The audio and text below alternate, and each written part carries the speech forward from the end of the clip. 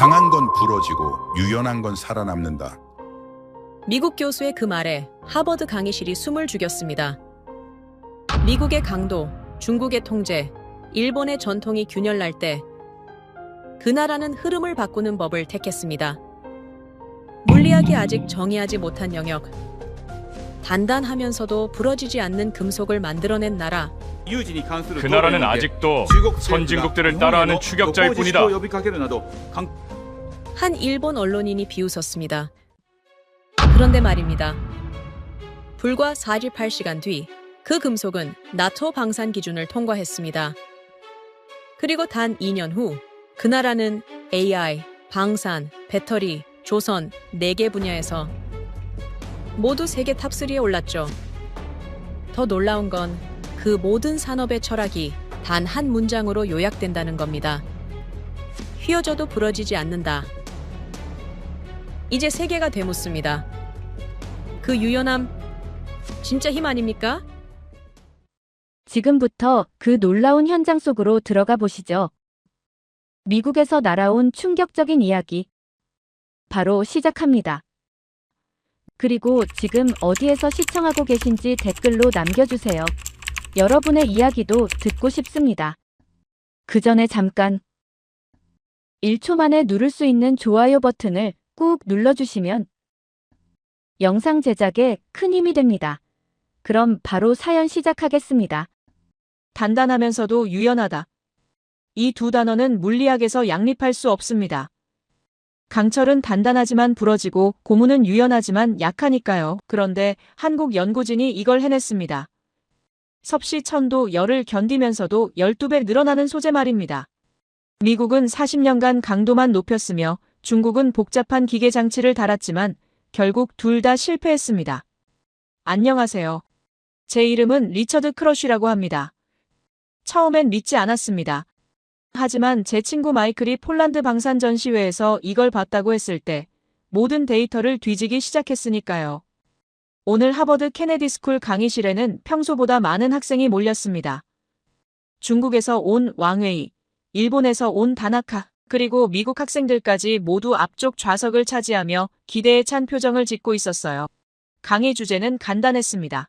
미래 전쟁을 바꿀 기술, 그리고 그 기술이 어디서 나왔는가에 관한 이야기였죠. 스크린에 영상 하나를 띄웠습니다. 은빛 액체가 화면을 가득 채우며 천천히 흘러내리는 장면이었는데요. 일반적인 액체와는 달랐습니다. 표면에 금속 광택이 반짝이며 마치 살아있는 생명체처럼 움직였으니까요. 이건 액체 금속입니다. 정확히는 갈륨 기반의 액체 금속 복합 잉크라고 부르는 소재인데요.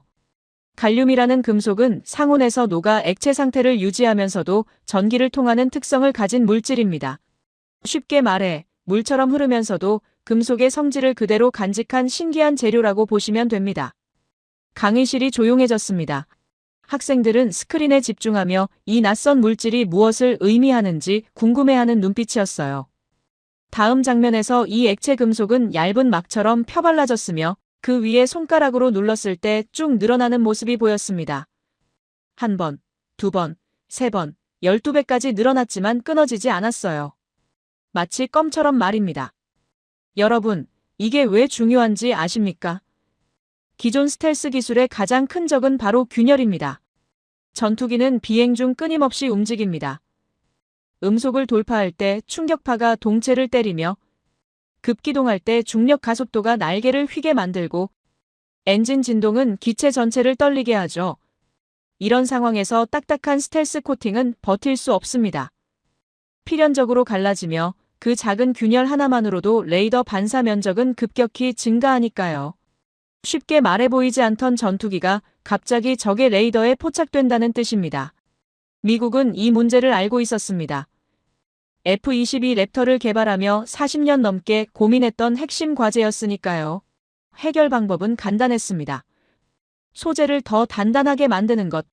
세라믹 복합체를 사용해 섭씨 1000도가 넘는 열을 견디도록 설계했으며 충격에도 쉽게 부서지지 않도록 강도를 높였죠. 하지만 문제가 있었습니다. 단단할수록 무거워졌으며 무게가 늘면 전투기의 작전 반경과 무장 탑재량이 줄어들었습니다. 더 심각한 건 유지 비용이었어요. F-22 한 대를 1시간 띄우는데 드는 비용이 7만 달러에 달했는데 그 대부분이 비행 후 스텔스 코팅을 점검하며 재도장하는 작업 때문이었습니다. 중국은 다른 방식을 택했습니다. 기계적 제어라는 접근법이었는데요. 기체 표면 내부에 혈관처럼 미세한 관을 심고 그 안으로 액체 금속이나 전자기 유체를 흘려보내는 방식이었습니다. 유체 흐름을 조절해서 전파 흡수 대역을 바꾸겠다는 발상이었죠. 이론적으로는 정교했습니다. 하지만 현실은 달랐어요. 액체를 순환시키려면 펌프가 필요했으며 흐름을 막거나 열기 위한 밸브도 있어야 했고 이 모든 걸 통제할 전자제어 장치까지 달아야 했습니다. 시스템이 복잡해질수록 고장 포인트는 늘어나기 마련인데요. 실험실에 통제된 환경에서는 작동할지 몰라도 모래바람이 불고 포탄이 터지는 전장에서 수천 개의 미세관과 펌프가 정상 작동할 거라 장담하기 어려웠습니다. 그러니까 미국은 강도로, 중국은 복잡성으로 접근했지만 둘 다 근본적인 한계에 부딪혔습니다. 소재 자체가 유연하게 변형되면서도 성능을 유지한다는 가장 이상적인 해답에는 도달하지 못했던 거죠. 그런데 카이스트 연구진이 완전히 다른 방식으로 문제를 풀었습니다. 기계 장치를 추가하거나 소재를 더 단단하게 만드는 대신 물질의 본질 자체를 재정의했으니까요. 스크린에 다음 영상이 재생됐습니다. 연구원이 액체 금속을 초음파로 쪼개는 장면이었는데요. 액체 금속은 원래 표면 장력이 높아서 물방울처럼 뭉치는 성질을 가지고 있습니다. 그래서 잉크처럼 펴바르기가 어려웠죠. 하지만 초음파를 이용해 마이크로미터, 즉 머리카락 굵기보다 작은 입자로 쪼개며 그 표면에 얇은 산화막을 입혔습니다. 이 산화막이 핵심입니다. 입자가 다시 뭉치는 것을 막아주면서도 입자와 입자를 전기적으로 연결하는 다리 역할을 하니까요. 그리고 이 입자들을 유연한 고분자 소재와 섞어 잉크 형태로 만들었습니다. 복잡한 장비 없이 프린터로 찍어내거나 표면에 바르고 말리면 스텔스층이 형성된다는 뜻입니다. 공정이 단순하다는 건 고장 포인트가 적다는 의미였으며 이는 전장에서의 신뢰성과 직결되는 문제였죠. 왕웨이가 손을 들었습니다. 중국에서 온 공학도였는데 표정이 굳어 있었어요. 교수님, 그런데 그게 정말 12배나 늘어난다는 게 사실입니까? 목소리에 의구심이 가득했습니다. 데이터를 보여드렸습니다.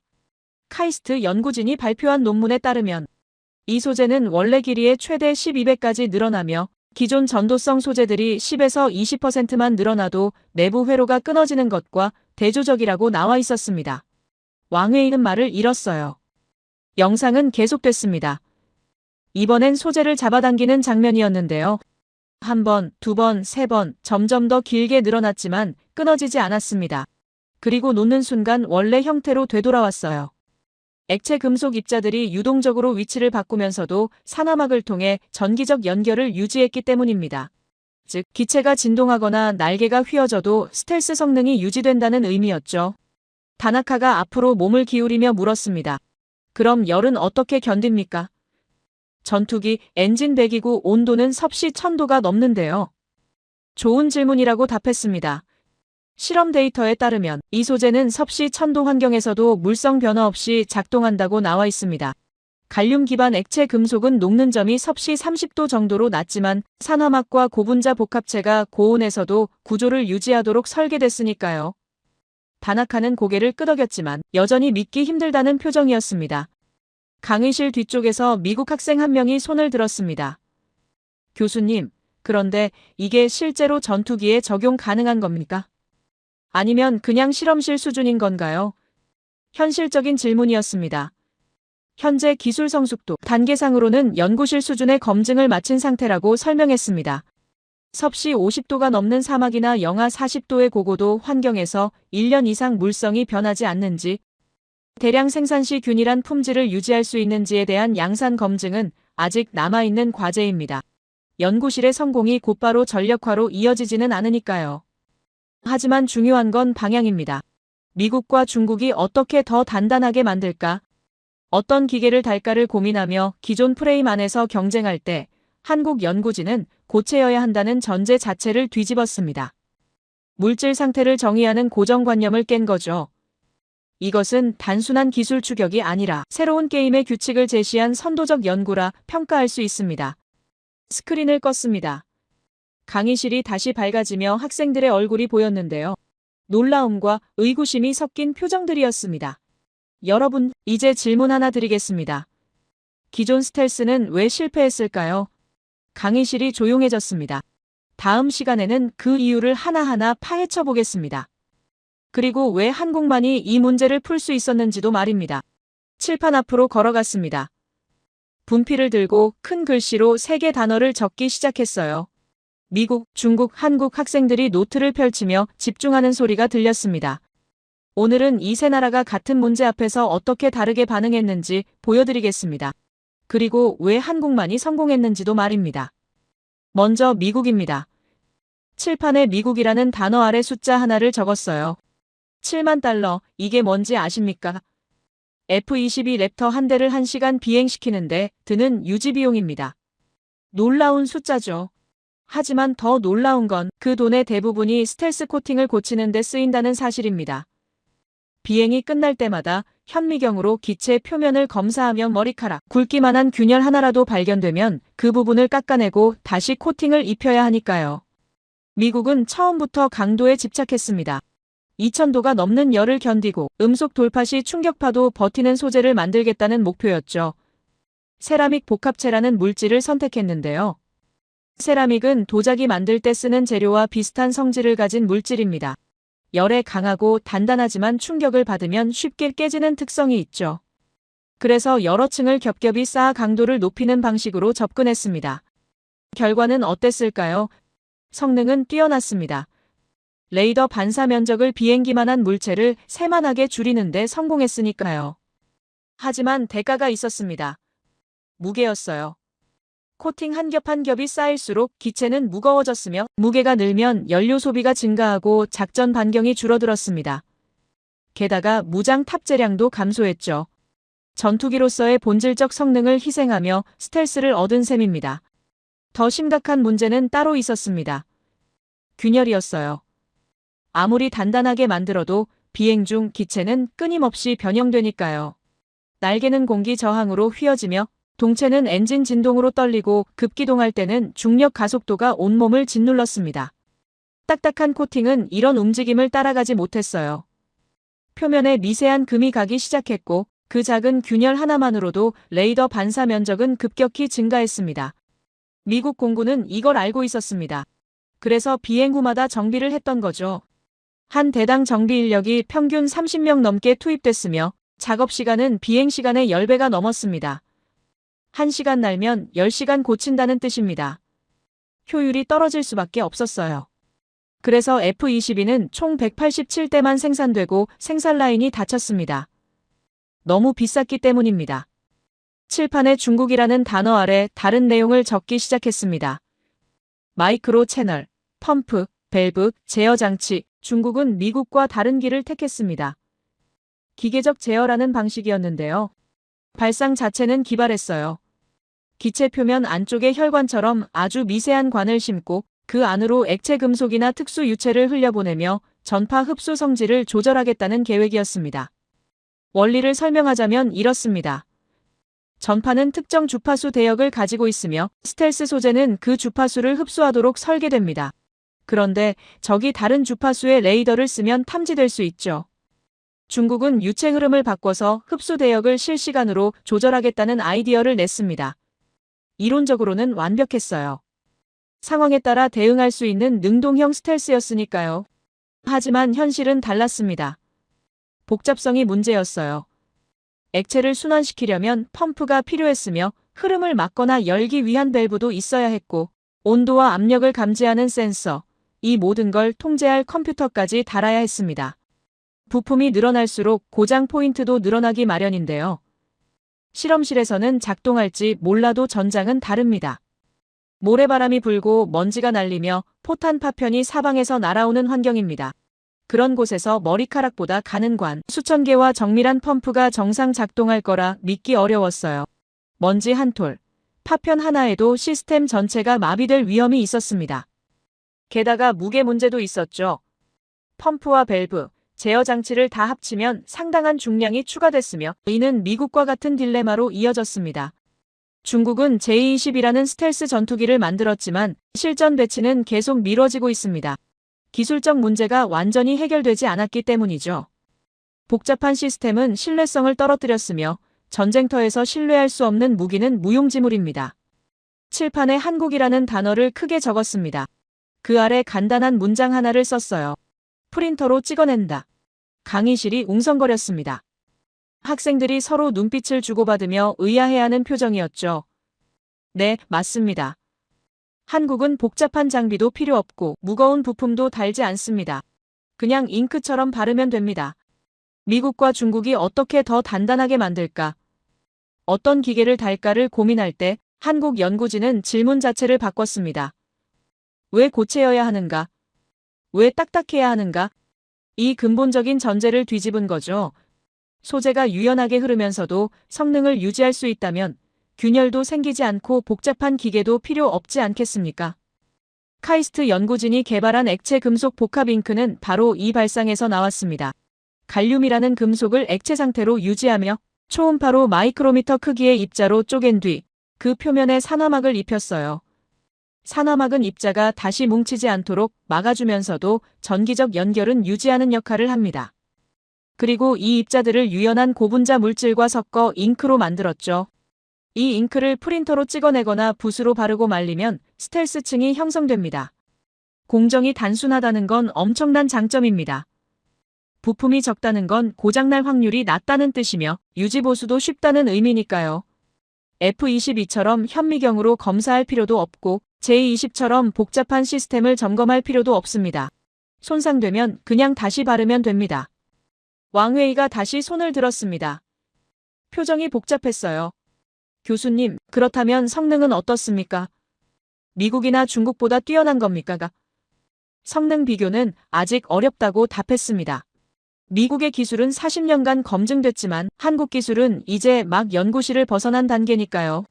하지만 중요한 건 접근 방식입니다. 미국과 중국은 기존 틀 안에서 개선을 시도했지만 한국은 틀 자체를 바꿨습니다. 칠판에 세 나라를 비교하는 표를 그렸습니다. 미국 옆에는 강도, 무게 증가, 높은 유지비. 중국 옆에는 복잡성, 고장 위험, 신뢰성 저하. 한국 옆에는 유연성, 간단한 공정, 낮은 비용. 학생들이 표를 보며 고개를 끄덕이기 시작했습니다. 다나카가 질문했습니다. 교수님, 그럼 한국이 기술적으로 앞선 겁니까? 아니면 그냥 다른 방식일 뿐입니까? 좋은 질문이라고 답했습니다. 기술 수준만 놓고 보면 미국이 여전히 앞서 있을 겁니다. 40년간 쌓은 데이터와 경험은 무시할 수 없으니까요. 하지만 한국은 게임의 규칙을 바꿨습니다. 이건 기술 추격이 아니라 패러다임 전환입니다. 예를 들어 설명하자면 이렇습니다. 과거 휴대전화 시장을 생각해 보세요. 노키아는 배터리 수명을 늘리고 통화 품질을 높이는 데 집중했습니다. 기존 틀 안에서 최고가 되려 했죠. 하지만 애플은 전화기를 컴퓨터로 바꿔버렸습니다. 게임의 규칙이 바뀐 순간 노키아의 기술력은 의미가 없어졌어요. 한국의 액체 금속 잉크도 마찬가지입니다. 미국과 중국이 고체 코팅의 성능을 높이려 할 때 한국은 액체로 가능성을 열었습니다. 이건 단순한 소재 개발이 아니라 사고방식의 전환이죠. 물질 상태를 정의하는 고정관념을 깬 겁니다. 강의실이 조용해졌습니다. 학생들이 칠판을 바라보며 생각에 잠긴 표들이었어요. 여러분, 그런데 말입니다. 목소리를 낮추며 말했습니다. 제가 이걸 안 건 2주 전 전화 한 통 때문입니다. 새벽 2시였어요. 전화벨이 울렸고 화면에 마이클이라는 이름이 떴습니다. 제 오랜 친구이자 로키드 마틴에서 25년 일한 방산 엔지니어죠. 그의 목소리는 흥분해 있었습니다. 리처드, 한국에서 뭔가 나왔어. 폴란드 방산 전시회에서 봤는데 이건 진짜야. 마이클은 회의적인 사람입니다. 데이터를 신봉하며 감정을 배제하는 엔지니어죠. 그런 그가 새벽에 전화를 걸 정도로 흥분했다는 건 뭔가 근본적으로 바뀌었다는 의미였습니다. 다음 시간에는 그날 밤 제가 무엇을 발견했는지 말씀드리겠습니다. 2주 전 새벽 2시였습니다. 연구실 책상에서 논문을 읽고 있는데 전화벨이 울렸어요. 화면에 마이클 톰슨이라는 이름이 떴습니다. 로키드 마틴에서 25년 일한 방산 엔지니어이자 대학 시절부터 알고 지낸 친구였죠. 하지만 새벽에 전화를 걸어본 적은 없었습니다.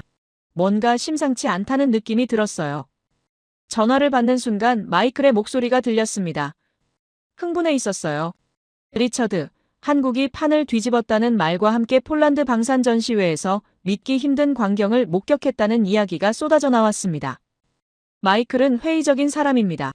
25년간 군수 산업에 몸담으며 데이터에 집착하고 모든 걸 의심하는 성격으로 유명했어요. 그런 그가 새벽에 전화를 걸 정도로 충격받았다는 건 뭔가 근본적으로 바뀌었다는 신호였습니다.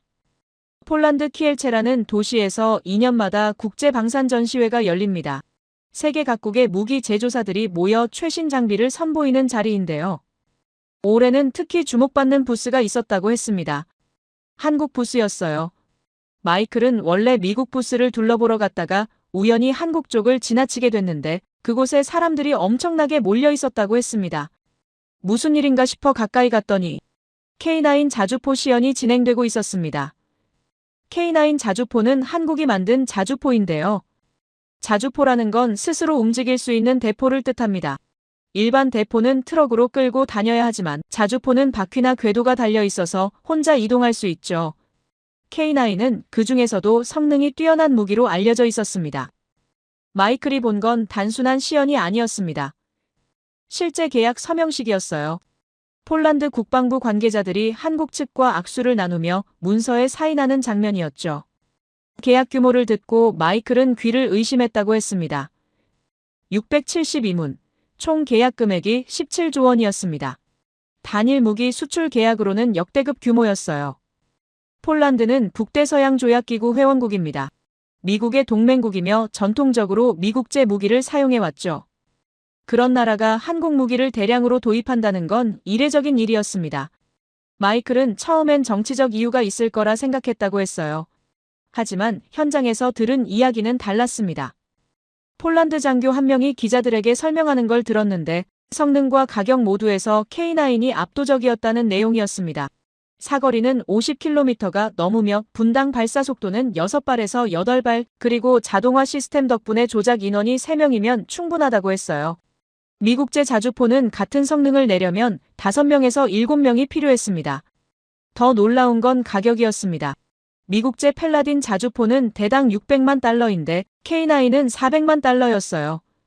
3분의 2 가격에 더 좋은 성능을 제공한다는 뜻이었죠. 폴란드 입장에서는 선택의 여지가 없었습니다. 마이클은 그 순간 깨달았다고 했습니다.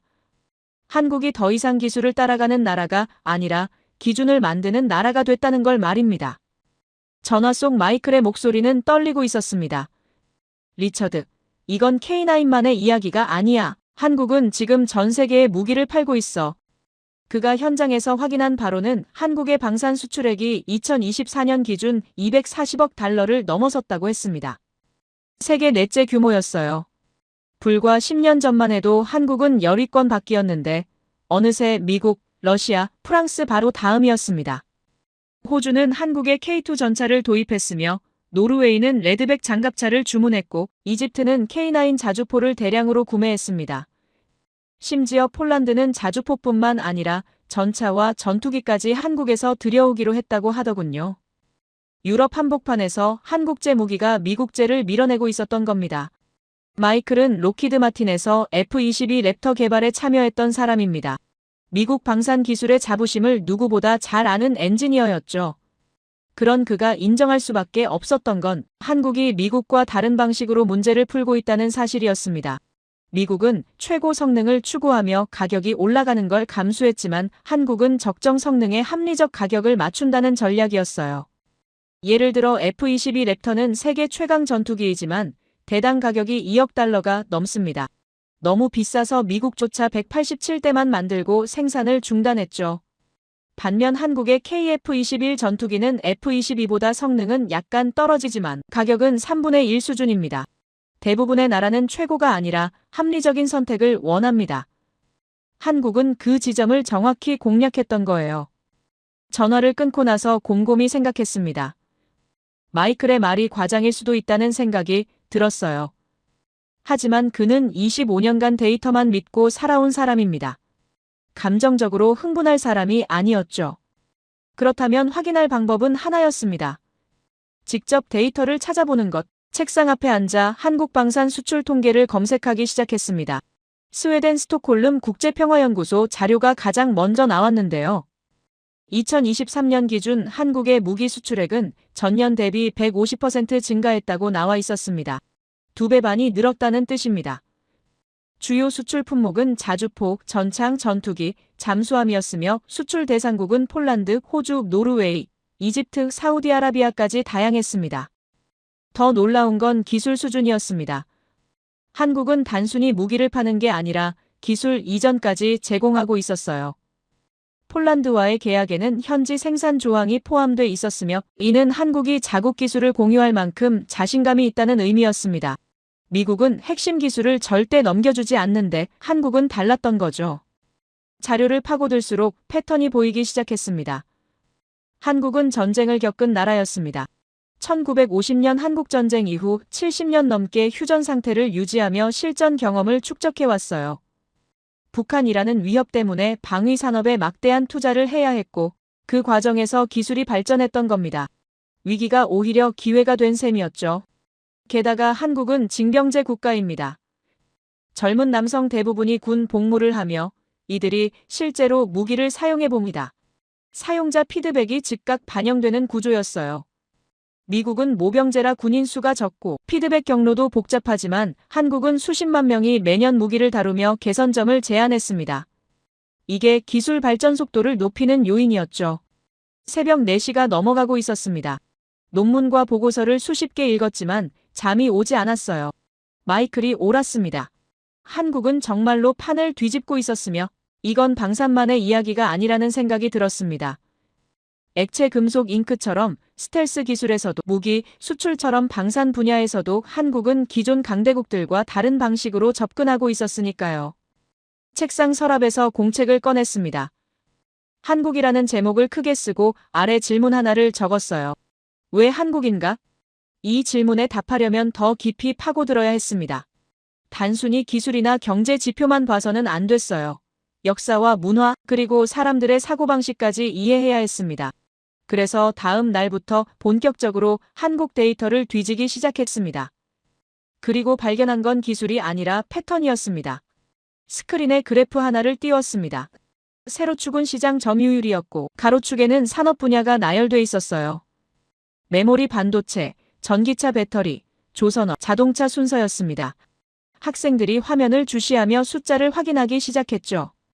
첫 번째 막대는 70%를 가리키고 있었습니다. 메모리 반도체 시장에서 한국이 차지하는 비중이었어요. 삼성전자와 SK하이닉스라는 두 회사가 전 세계 메모리 반도체의 70%를 생산한다는 뜻입니다. 메모리 반도체는 스마트폰과 컴퓨터, 서버에 들어가는 핵심 부품인데요. 이게 없으면 디지털 기기는 작동하지 않습니다. 쉽게 말해 한국이 메모리 공급을 멈추면 전 세계 전자산업이 마비된다는 의미였죠. 두 번째 막대는 30%였습니다.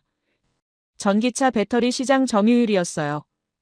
LG에너지솔루션, 삼성 SDI, SK온이 만드는 배터리가 테슬라, 폭스바겐, GM 같은 글로벌 자동차 회사에 공급되고 있었습니다. 전기차 시대가 본격화되면서 배터리는 미래 산업의 핵심이 됐는데 그 중심에 한국이 있었던 거죠. 세 번째는 60% 조선업이었습니다. 배를 만드는 산업인데요. 현대중공업, 삼성중공업, 대우조선해양이 전 세계 선박 주문량의 60%를 차지하고 있었어요. 특히 액화천 연가스 운반선은 90%가 한국산이었습니다. 액화천 연가스 운반선은 영하 160도의 극저온 액체를 안전하게 운송하는 기술이 필요한데 이걸 만들 수 있는 나라가 전 세계에서 한국과 일본뿐이었습니다. 네 번째는 자동차였습니다. 현대자동차와 기아를 합치면 세계 3위 자동차 그룹이었어요. 독일의 폭스바겐, 일본의 도요타 다음이었죠. 판매량만 놓고 보면 연간 700만 대가 넘었으며 이는 프랑스 전체 인구보다 많은 숫자였습니다. 그래프를 보며 설명을 이어갔습니다. 여러분, 한국의 국내 총생산 순위는 세계 13위입니다. 경제 규모로만 보면 중간 정도 되는 나라죠. 하지만 기술력으로 따지면 5위권에 들어갑니다. 크기와 영향력이 비례하지 않는다는 뜻입니다. 그때 뒷줄에서 손이 올라갔습니다. 일본에서 온 아야코였어요. 도쿄 대학을 졸업하고 하버드 대학원에 진학한 엘리트였으며 평소 조용했지만 날카로운 질문을 던지는 학생이었죠. 교수님, 질문이 있습니다. 목소리는 차분했지만 단호했어요. 한국의 점유율이 높은 건 인정하지만 그게 기술력을 의미하는 건 아니지 않습니까? 아야코가 자료 하나를 들어 올렸습니다. 일본 경제산업성에서 발표한 보고서였는데 반도체 핵심 소재와 장비 시장에서 일본이 차지하는 비중을 보여주는 내용이었어요. 반도체를 만들려면 포토레지스트라는 감광 물질과 실리콘 웨이퍼, 그리고 정밀 가공 장비가 필요한데 이 분야에서 일본이 50에서 70%의 점유율을 가지고 있다는 자료였습니다. 아야코는 계속 말했습니다. 한국은 조립을 잘하는 나라일 뿐이며 핵심 기술은 여전히 일본과 미국이 쥐고 있다는 주장이었어요. 삼성이나 SK 하이닉스가 메모리를 많이 만들지만 결국 일본의 소재와 장비 없이는 불가능하다는 논리였죠. 몇몇 학생들이 고개를 끄덕이기 시작했습니다. 그럴싸한 주장이었으니까요. 자료를 천천히 살펴봤습니다. 아야코가 가져온 데이터는 정확했어요. 일본이 반도체 소재 분야에서 강점을 가진 건 사실이었으니까요. 하지만 전체 그림을 보면 이야기가 달라집니다. 스크린에 다른 자료를 띄웠습니다. 한국의 소재 부품 장비 국산화율 추이였어요. 아야코의 지적은 맞습니다. 과거 한국은 일본에 의존했던 게 사실입니다. 1990년대만 해도 반도체 소재의 80% 이상을 일본에서 수입했으니까요. 하지만 2019년에 전환점이 있었습니다. 일본이 한국에 대한 수출 규제를 단행했던 해였죠. 당시 일본 정부는 포토레지스트와 불화수소, 폴리이미드 세 가지 핵심 소재의 한국 수출을 제한했습니다. 한국 반도체 산업을 압박하겠다는 의도였어요. 일본 언론은 한국 경제가 무너질 거라 예측했으며 실제로 초반 몇 달간 한국 기업들은 어려움을 겪었습니다. 하지만 결과는 예상과 달랐습니다. 2년 만에 한국은 세 가지 소재 모두를 국산화했어요. 삼성전자는 자체 개발에 성공했으며 SK하이닉스는 국내 중소기업들과 협력해 대체 소재를 확보했습니다. 더 놀라운 건 성능이었습니다. 국산 소재가 일본산보다 오히려 품질이 좋다는 평가가 나왔으니까요. 그래프를 가리키며 설명했습니다. 2019년 한국의 소재 국산화율은 53%였지만 2023년에는 72%로 올라갔습니다. 4년 만에 20%포인트가 증가한 겁니다. 장비 분야도 마찬가지였어요. 반도체 제조 장비 중 일부는 여전히 네덜란드나 미국에서 수입하지만 핵심 공정 장비는 이미 한국이 자체 생산하고 있었습니다. 아야코의 표정이 굳어졌습니다. 자료를 다시 들여다보며 뭔가 확인하려는 눈빛이었어요. 일본의 수출 규제는 오히려 한국의 기술 자립을 앞당기는 계기가 됐다고 설명했습니다. 위기가 왔을 때 한국은 움츠러들지 않았어요. 대신 더 빠르게 투자했고 더 집중적으로 연구했습니다. 예를 들어 불화수소를 보겠습니다. 반도체 세정 공정에 쓰이는 물질인데요. 순도가 99.9999% 이상이어야 합니다. 소수점 아래 4자리까지 9이 나와야 한다는 뜻이죠. 일본 기업들이 이 기술을 독점하고 있었지만 한국의 솔브레인이라는 중소기업이 3년 만에 개발에 성공했습니다. 지금은 삼성과 SK하이닉스에 공급하고 있으며 순도는 일본 제품과 동등하거나 더 높다는 평가를 받고 있어요. 왕웨이가 손을 들었습니다. 그럼 한국은 이제 완전히 독립적인 겁니까? 아니라고 답했습니다. 여전히 일부 소재와 장비는 수입에 의존하고 있으며 특히 극자외선 노광 장비 같은 초정밀 기술은 네덜란드 ASML이 독점하고 있습니다. 한국도 이걸 수입해야만 최첨단 반도체를 만들 수 있죠. 하지만 중요한 건 방향입니다.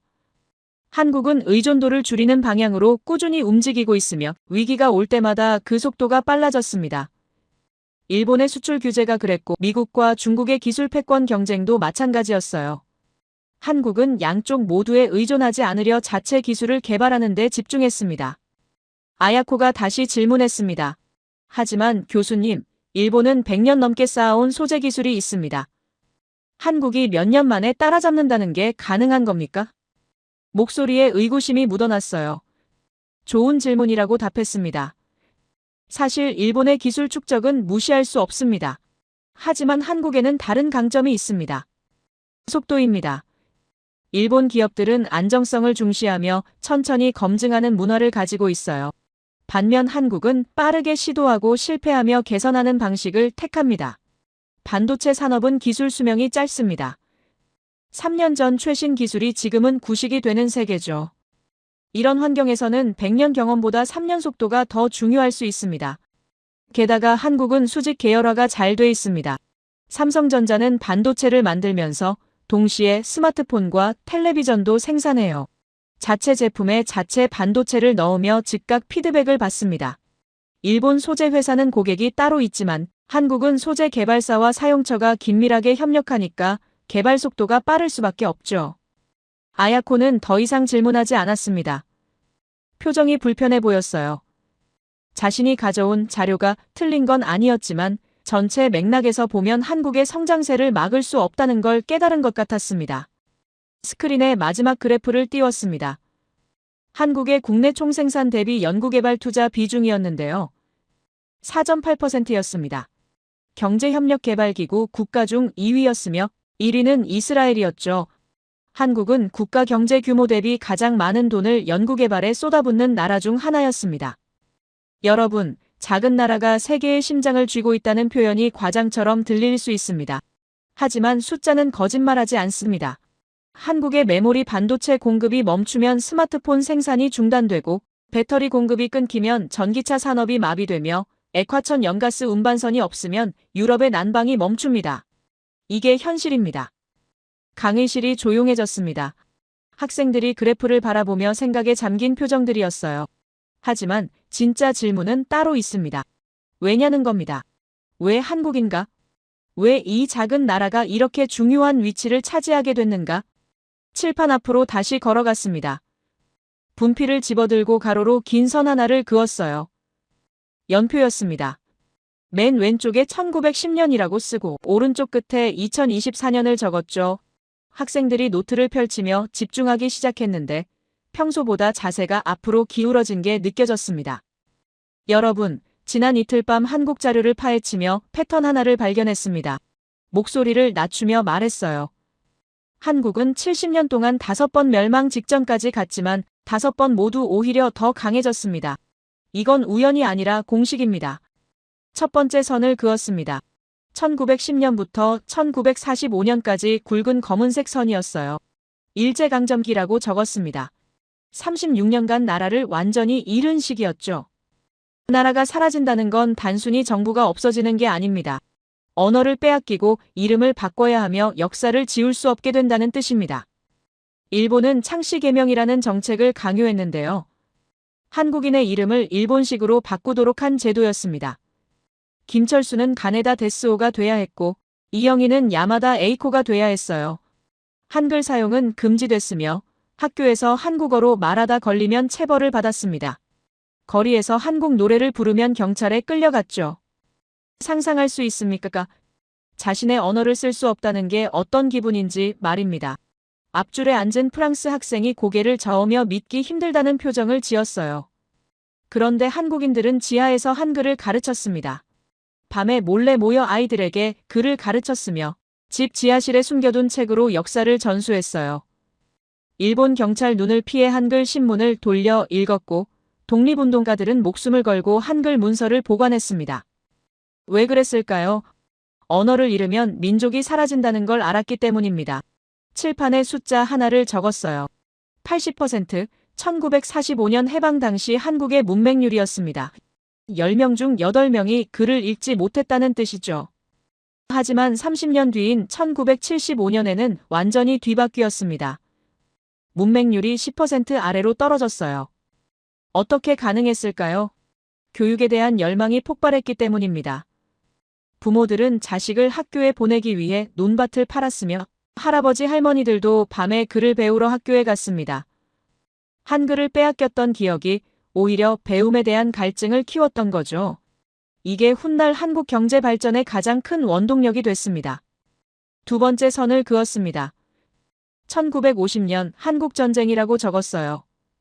국토가 완전히 잿더미가 된 해였습니다. 서울은 4번이나 주인이 바뀌었으며 전체 인구의 10%인 100만 명이 목숨을 잃었죠. 건물은 무너지고 다리는 끊어졌으며 공장은 폭격으로 사라졌습니다. 칠판에 큰 글씨로 숫자를 적었습니다. 67달러, 1953년 휴전 당시 한국의 1인당 국민소득이었어요. 당시 아프리카 가나보다도 가난했습니다. 유엔에서는 한국을 영구 원조 대상국으로 분류했는데요. 혼자 힘으로는 절대 살아갈 수 없는 나라라고 판단한 겁니다. 그런데 그 폐허 위에서 기적이 시작됐습니다. 다른 숫자를 적었어요. 32,000달러, 2023년 한국의 1인당 국민소득입니다. 70년 만에 477배 성장한 거죠. 학생들이 숫자를 확인하며 놀라는 표정을 지었는데 왕웨이는 계산기를 꺼내 직접 계산해보고 있었습니다. 더 놀라운 건 성장 속도였습니다.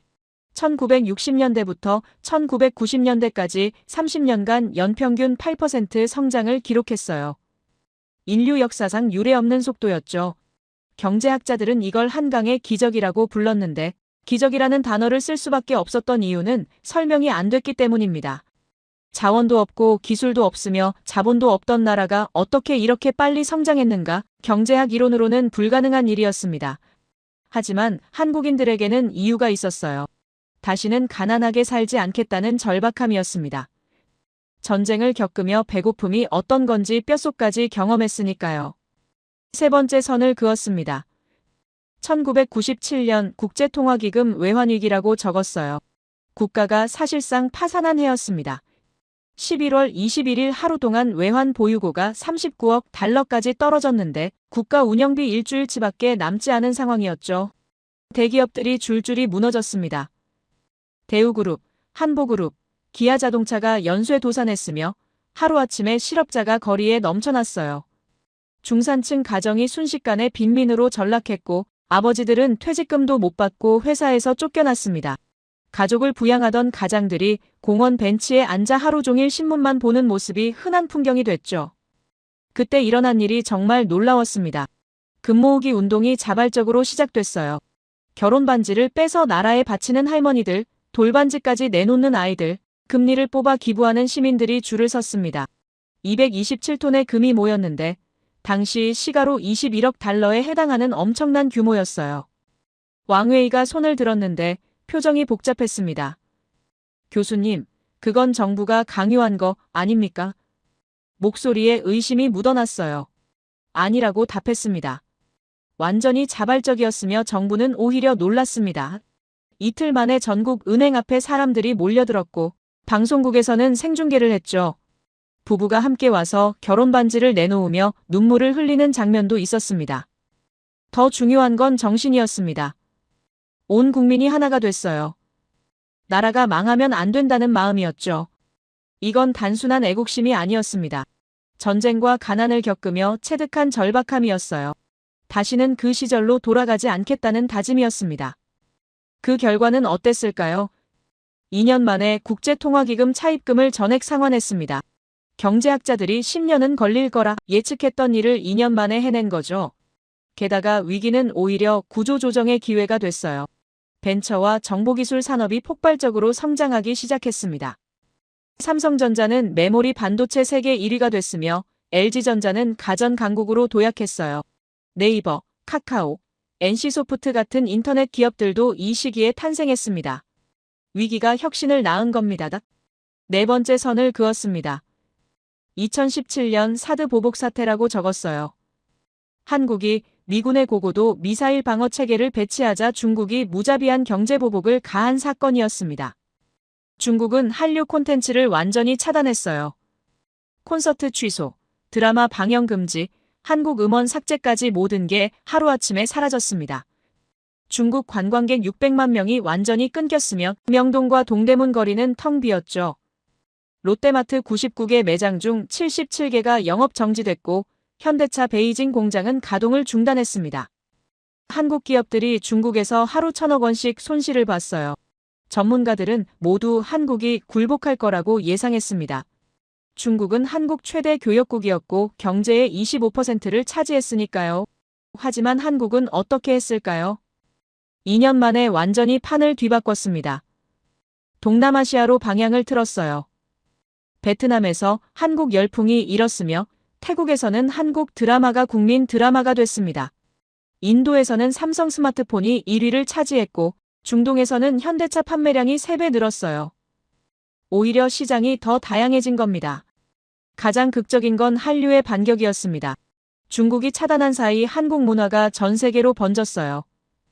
방탄소년단이 빌보드 차트 1위에 올랐으며 기생충이 아카데미상을 받았고 오징어 게임이 넷플릭스 역대 1위를 기록했습니다. 중국 시장을 잃었지만 세계 시장을 얻은 거죠. 칠판 앞에서 한 걸음 물러섰습니다. 5개 선이 그려진 연표를 바라보며 학생들도 조용히 따라봤어요. 여러분, 패턴이 보입니까? 목소리에 힘을 주며 물었습니다. 일제강점기는 교육열을 낳았고 한국전쟁은 성장 의지를 키웠으며 외환위기는 기술 혁신을 불러왔고 사드보복은 시장 다각화를 만들었습니다. 위기마다 한국은 움츠러들지 않았어요. 오히려 더 빠르게 움직였으며 더 과감하게 투자했습니다. 이건 우연이 아니라 문화적 유전자였죠. 조상들이 물려준 정신이 있었기 때문입니다. 나라가 망하면 안 된다는 절박함, 다시는 가난하게 살지 않겠다는 다짐, 자식들에게는 더 나은 세상을 물려주겠다는 의지. 이 정신은 오늘날에도 살아있습니다. 한국 연구원들이 밤새 실험실에서 불을 켜고 있는 이유가 뭘까요? 삼성전자 엔지니어들이 주말에도 출근하는 이유가 뭘까요? 단순히 돈 때문이 아닙니다. 기술이 무너지면 나라가 무너진다는 걸 아니까요. 조상들이 지켜낸 나라를 우리 세대도 지켜야 한다는 책임감 때문입니다. 그리고 이 정신은 한국만을 위한 게 아니었습니다. 한국은 자신의 기술을 세계와 나눴어요. 코로나 때 진단키트를 전 세계에 공급했으며 백신 생산 기술을 개발도상국에 이전했고 방산 기술을 동맹국과 공유했습니다. 우리라는 마음가짐으로 진심을 다해 헌신했던 거죠. 강의실이 숨죽인 듯 조용했습니다. 아야코는 고개를 숙이고 노트에 뭔가를 적고 있었으며 왕웨이는 팔짱을 낀 채 생각에 잠긴 표정이었어요.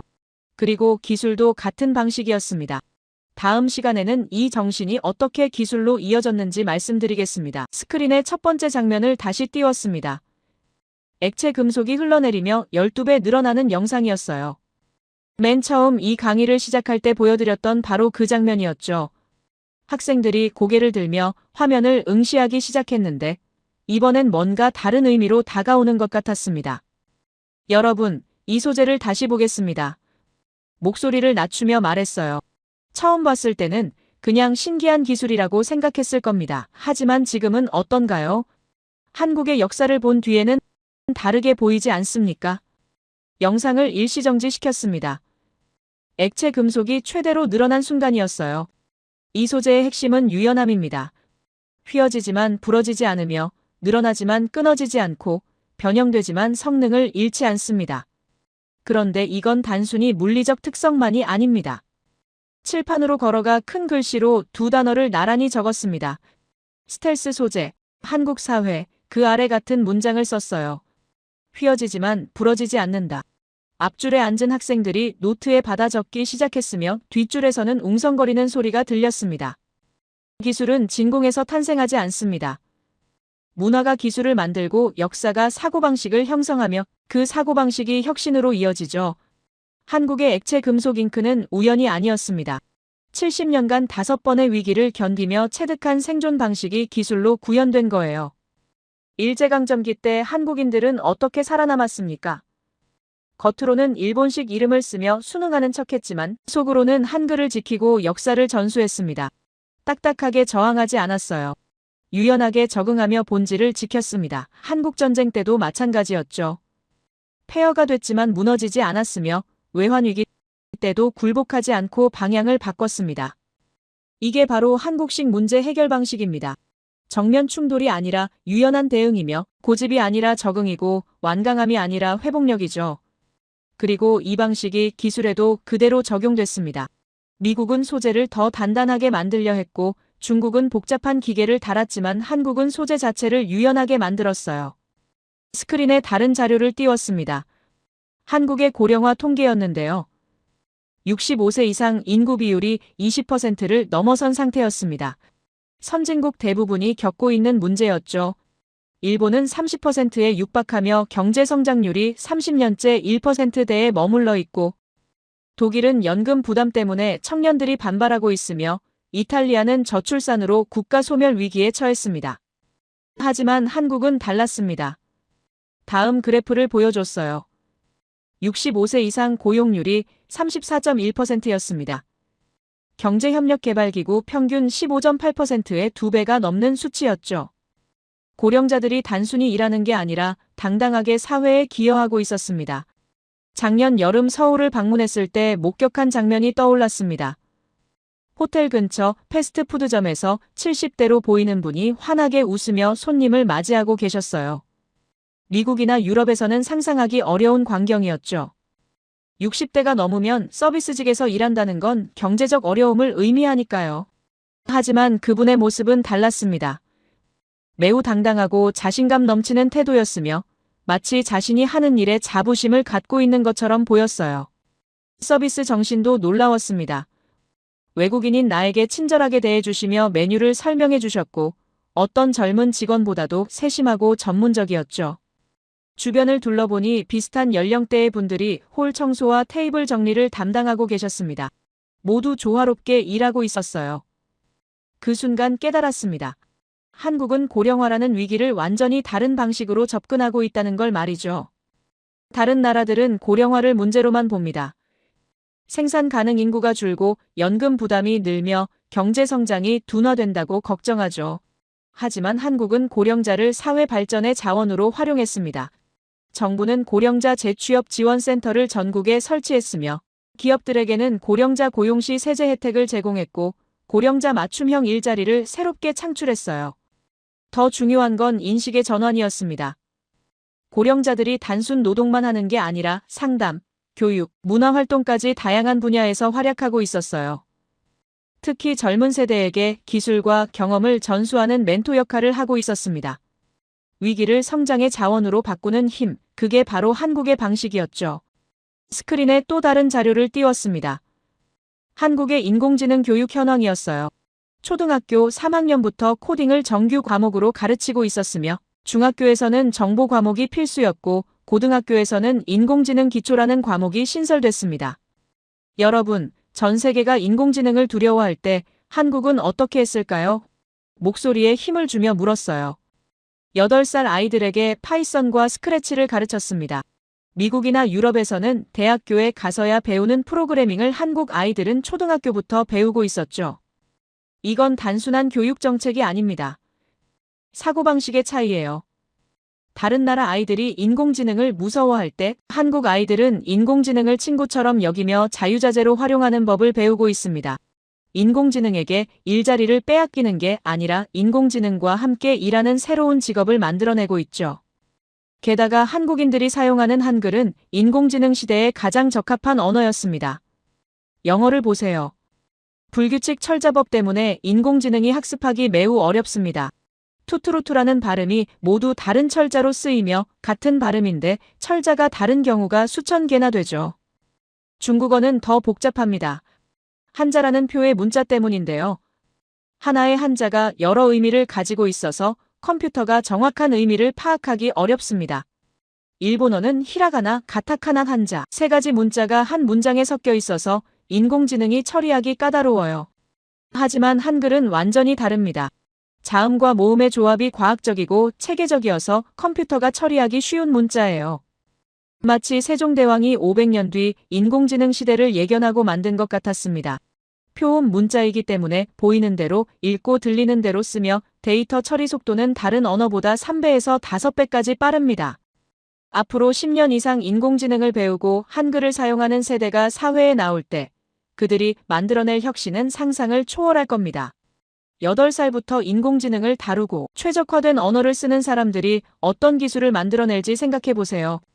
왕웨이가 손을 들었는데 표정이 진지했습니다. 교수님, 그럼 한국이 앞으로도 계속 앞서갈 거라는 말씀입니까? 확신할 수는 없다고 답했습니다. 하지만 패턴은 명확합니다.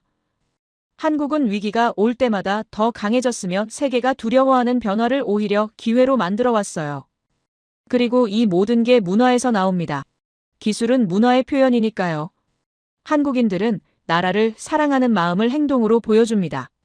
외환위기 때 금반지를 내놓은 할머니들, 새벽까지 실험실에서 연구하는 과학자들, 주말에도 공장을 돌리는 엔지니어들. 이들 모두가 단순히 개인의 성공이 아니라 나라의 성장을 위해 움직이고 있었어요. 세계가 한국을 신뢰하는 이유가 여기 있습니다. 한국은 말이 아니라 행동으로 증명하니까요.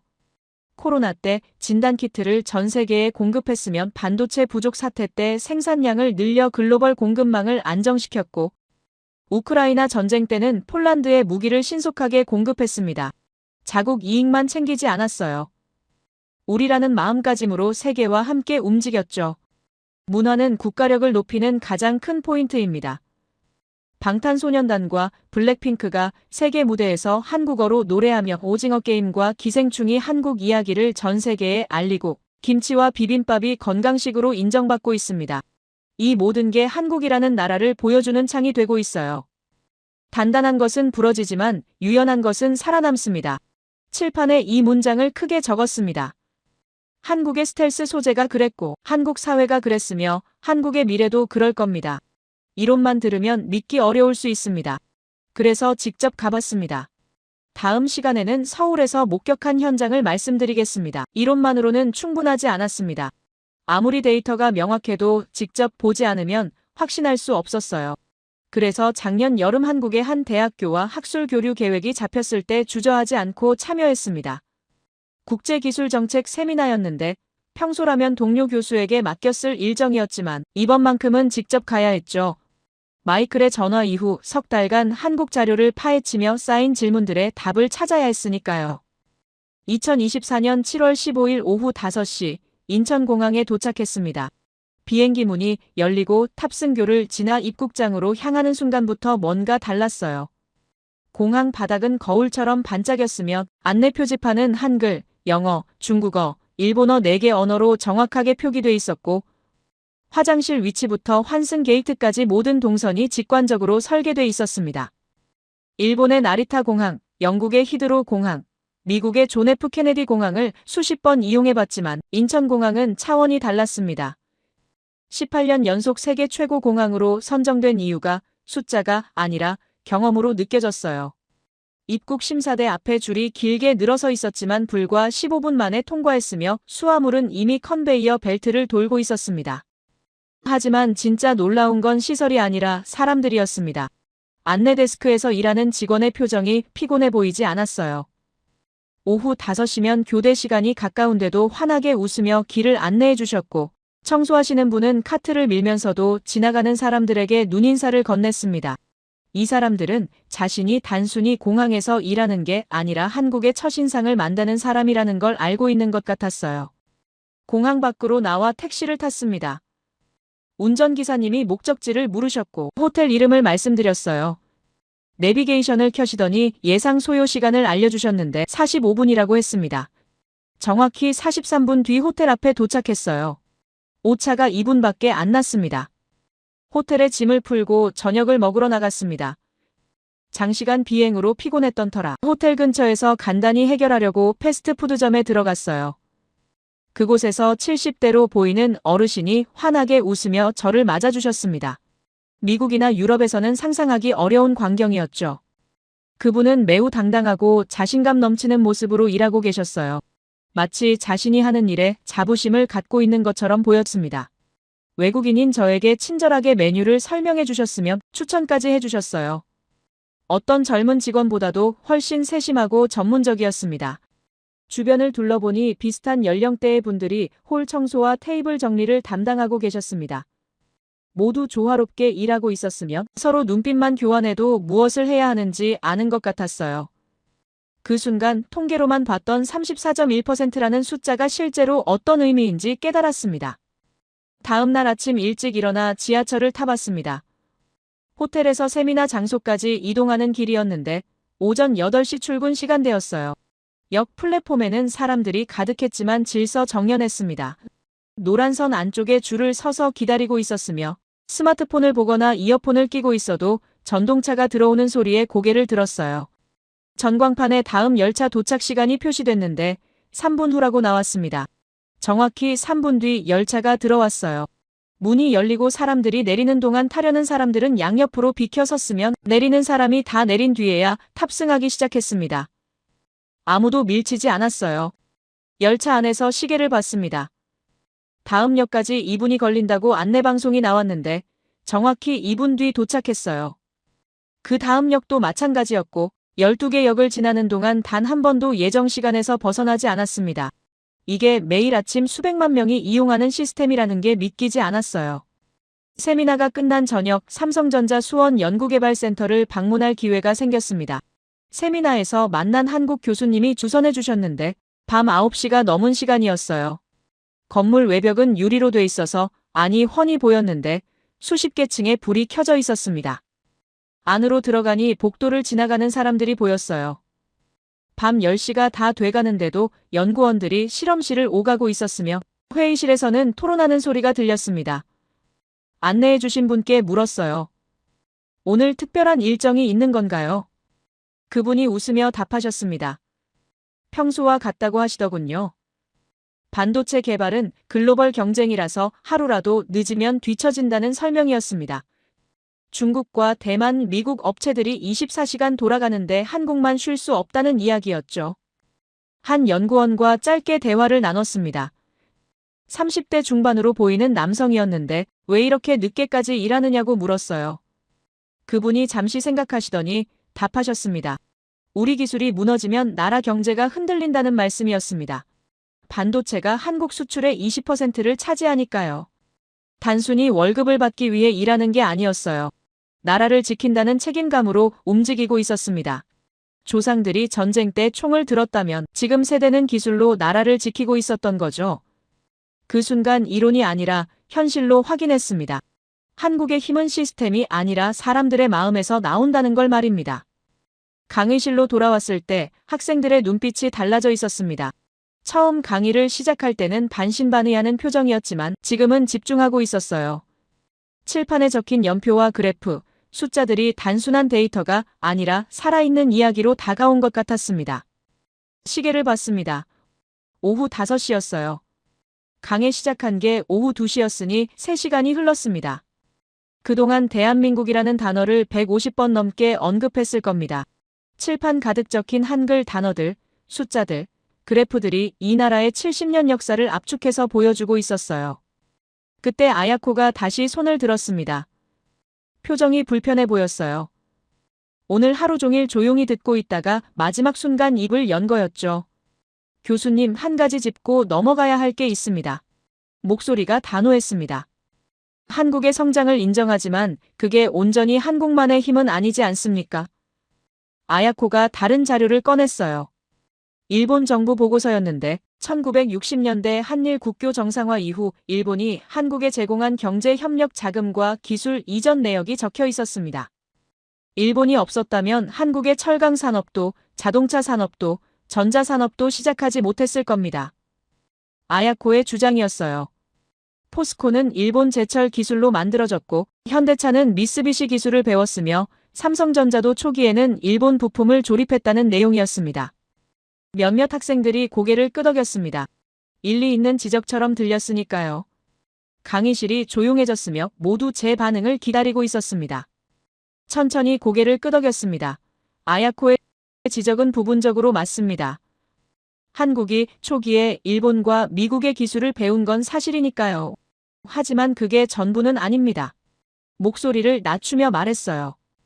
기술을 받는 것과 그걸 발전시키는 건 완전히 다른 문제입니다. 1960년대 일본이 포스코의 제철 기술을 이전했을 때 일본 엔지니어들은 한국이 10년 안에 따라잡을 거라고 생각하지 않았습니다. 하지만 한국은 5년 만에 따라잡았고 10년 만에 앞섰어요. 현대차도 마찬가지였습니다. 미쓰비시 기술로 시작했지만 20년 뒤에는 독자 엔진을 개발했으며 지금은 전기차와 수소차에서 일본을 앞서고 있습니다. 삼성전자는 더 극적이었죠. 조립만 하던 회사가 메모리 반도체 세계 1위가 됐고 일본 업체들은 오히려 시장에서 밀려났습니다. 씨앗을 받는 것과 나무를 키우는 건 다릅니다. 칠판에 이 문장을 적었어요. 일본이 씨앗을 줬다면 한국은 그 씨앗을 숲으로 만들었습니다. 토양을 다지고 물을 주며 가지를 쳐낸 건 한국인들이었어요. 게다가 일본도 과거 미국과 유럽에서 기술을 배웠습니다. 메이지 유신 때 서양 기술을 받아들이며 성장했죠. 그렇다고 일본의 성장이 서양 덕분이라고 말하지 않습니다. 배운 기술을 자기 것으로 만들고 발전시켰기 때문이죠. 한국도 마찬가지입니다. 아야코는 더 이상 말하지 않았습니다. 자료를 내려놓으며 입술을 깨물고 있었어요. 옆에 앉은 왕웨이도 고개를 숙이고 있었으며 미국 학생들은 노트에 뭔가를 열심히 적고 있었습니다. 여러분, 오늘 3시간 동안 한국 이야기를 했습니다. 목소리에 힘을 주며 말했어요. 하지만 이건 단순히 한 나라의 성공담이 아닙니다. 21세기를 어떻게 살아야 하는지에 대한 교훈이죠. 미국은 힘으로 세상을 움직였습니다.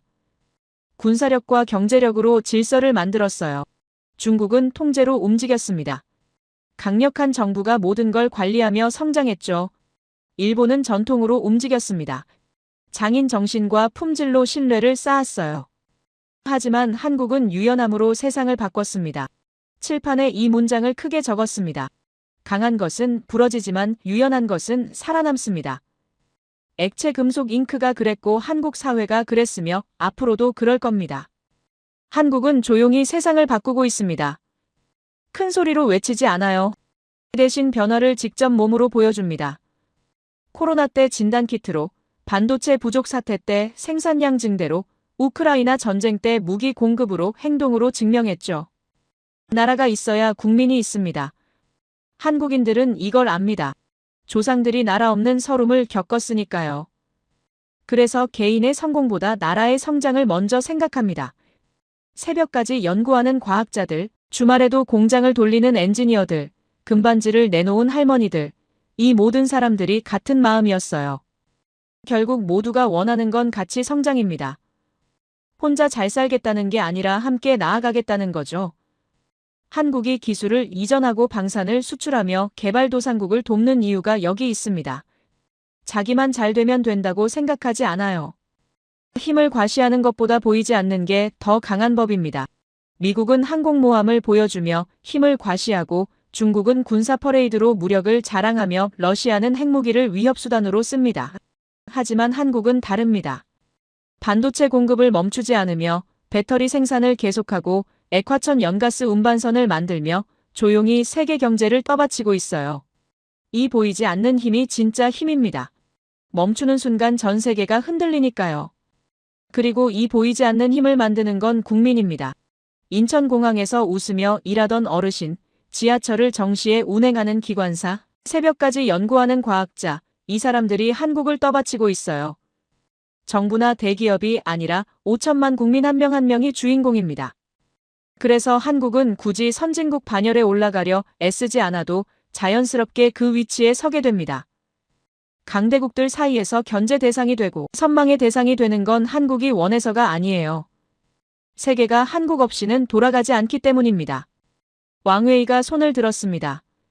교수님, 그럼 어떻게 하면 한국처럼 될 수 있을까요? 목소리에 진심이 묻어났어요. 중국 학생이 한국을 부러워한다는 게 몇 년 전만 해도 상상할 수 없는 일이었는데 지금은 현실이었습니다. 부러지지 않으려 하지 마세요. 대신 휘어지는 법을 배우세요. 단호하게 답했습니다. 강함은 단단함에서 오지 않습니다. 유연함에서 나옵니다. 위기가 왔을 때 정면으로 맞서지 말고 흘려보내며 방향을 바꾸세요. 한국이 그렇게 살아남았습니다. 그리고 국민을 믿으세요. 정부가 모든 걸 통제하려 하지 말고 국민이 스스로 움직이도록 하세요. 외환위기 때 금 모으기 운동이 자발적으로 일어난 이유가 뭘까요? 정부가 강요해서가 아니라 국민이 나라를 사랑했기 때문입니다. 마지막으로 미래를 두려워하지 마세요. 인공지능이 오면 인공지능과 함께 일할 방법을 찾고 고령화가 오면 고령자를 자원으로 활용하며 기후위기가 오면 친환경 기술로 대응하세요. 위기를 피하지 말고 기회로 만드세요. 시계를 다시 봤습니다. 오후 5시 30분이었어요. 분필을 내려놓으며 학생들을 천천히 둘러봤습니다. 아야코는 복잡한 표정으로 창밖을 바라보고 있었으며 왕웨이는 노트 가득 메모를 하고 있었고 미국 학생들은 서로 눈빛을 주고받고 있었습니다. 저는 미국인입니다. 목소리를 낮추며 말했어요. 미국을 사랑하며 이 나라가 계속 위대하기를 바랍니다. 하지만 위대함은 힘에서만 나오지 않습니다. 겸손함과 유연함에서도 나옵니다. 미국이 한국에게 배워야 할 건 기술이 아닙니다. 태도입니다. 위기 앞에서 움츠러들지 않는 자세, 국민을 믿는 마음, 세계와 함께 성장하겠다는 의지, 이걸 배워야 합니다.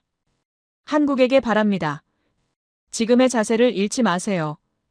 강대국이 됐다고 해서 힘을 과시하지 말고, 부자가 됐다고 해서 약자를 무시하지 말며, 성공했다고 해서 겸손을 잃지 마세요.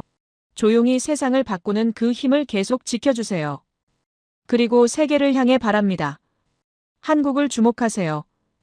이 작은 나라가 보여주는 유연함과 회복력, 국민의 힘과 문화의 가치, 이것들이 21세기를 살아가는 방법입니다. 군사력과 경제력만으로는 부족합니다. 진짜 힘은 보이지 않는 곳에 있습니다.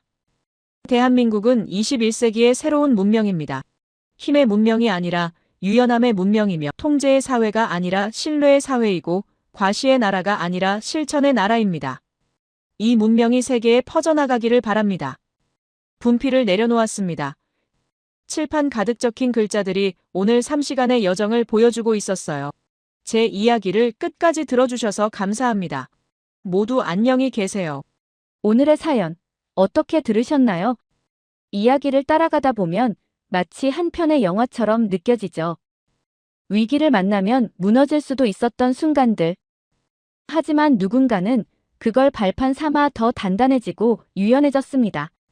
강함이 꼭 힘에서만 나오는 건 아니라는 걸. 그리고 진짜 용기는 세상이 정한 방식이 아니라 자신만의 길을 선택할 때 생긴다는 걸 새삼 느끼게 되네요. 우리 모두의 삶에도 이런 장면이 있지 않을까요? 견디기 힘들던 순간이 나중엔 가장 큰 전환점이 되었던 일들 말이에요.